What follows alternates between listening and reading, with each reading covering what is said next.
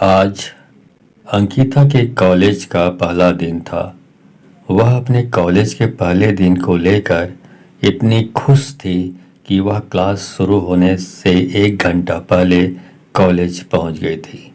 अंकिता अपने क्लास में जाकर बैठ जाती है। फिर धीरे धीरे सारे स्टूडेंट्स क्लास आते हैं। कुछ समय बाद टीचर आते हैं और अपना परिचय देते हैं। तभी दरवाजे से शिवम की आवाज़ आती है, सर क्या मैं अंदर आ सकता हूँ? टीचर कहते हैं, यस कम इन। अंकित शिवम की तरफ देखती है। शिवम क्लास के आखिरी बेंच पर जाकर बैठ जाता है। थोड़ी देर के बाद टीचर सभी स्टूडेंट्स से कहते हैं कि 2 दिनों के बाद आप लोगों का फ्रेशर पार्टी होगा। अगर कोई स्टूडेंट्स प्रोग्राम में भाग लेना चाहता है तो क्लास के बाद ऑफिस में जाकर अपना नाम लिखवा सकता है।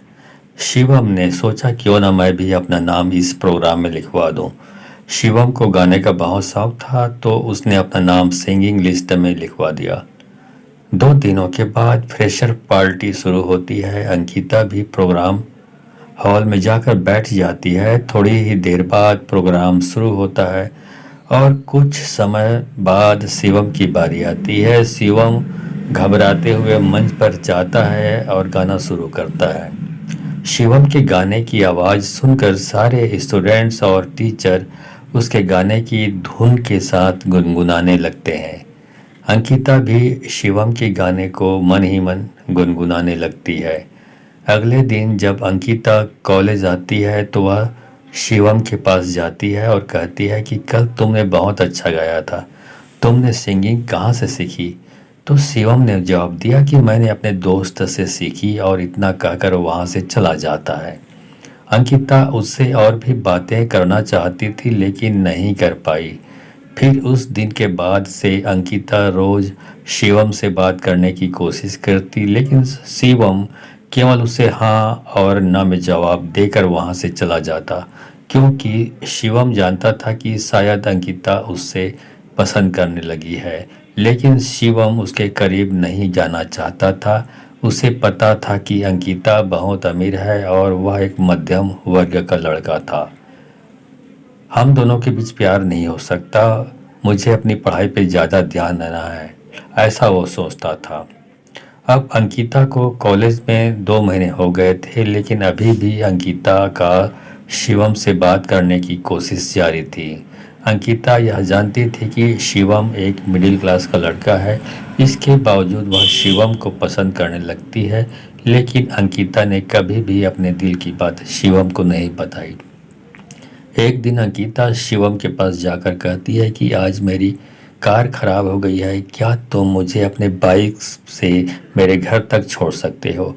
तो शिवम कहता है कि मैं तुम्हें अपने बाइक पर नहीं बिठा सकता, अगर किसी ने देख लिया तो क्या कहेगा?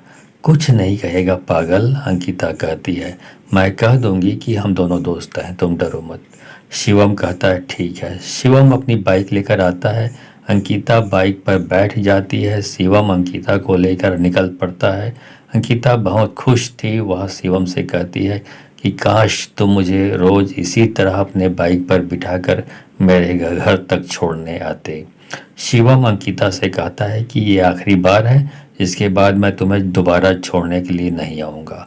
कॉलेज के अगले दिन अंकिता फिर से वही बहाना बनाती है और शिवम से कहती है कि मेरी कार फिर से खराब हो गई है, क्या तुम मुझे घर तक छोड़ सकते हो?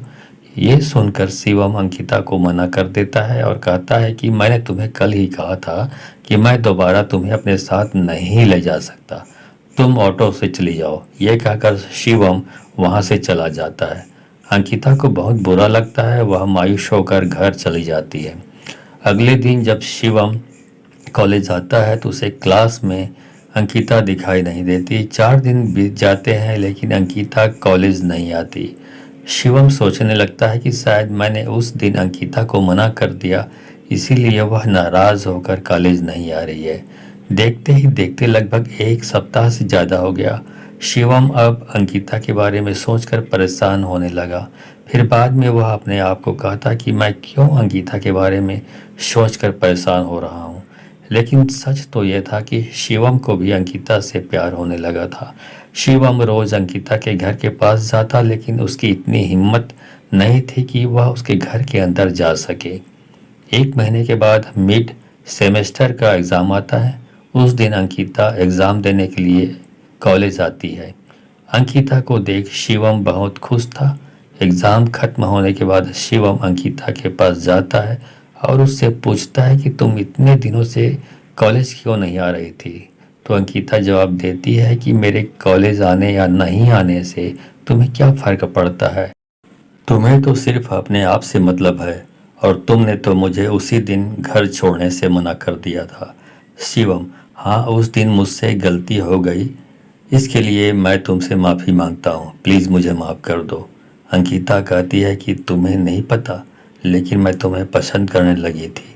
पता नहीं क्यों तुमसे बातें करना, तुम्हारे साथ रहना मुझे अच्छा लगने लगा था, लेकिन तुम मेरी फीलिंग्स को समझते ही नहीं। यह सब सुनकर शिव मुस्कुराते हुए कहता है कि कौन कहता है कि मैं तुम्हारी फीलिंग्स को नहीं समझता पागल। मैं भी तुम्हें चाहता हूँ, तो मुझे बहुत पसंद हो, लेकिन कभी मेरी इतनी हिम्मत नहीं हुई कि तुम्हें बता सकूं। अंकिता कहती है कि तुम सच बोल रहे हो। शिवम जवाब देता है कि मैं अपनी कसम खाकर बोल रहा हूँ, मुझे भी तुमसे प्यार हो गया है।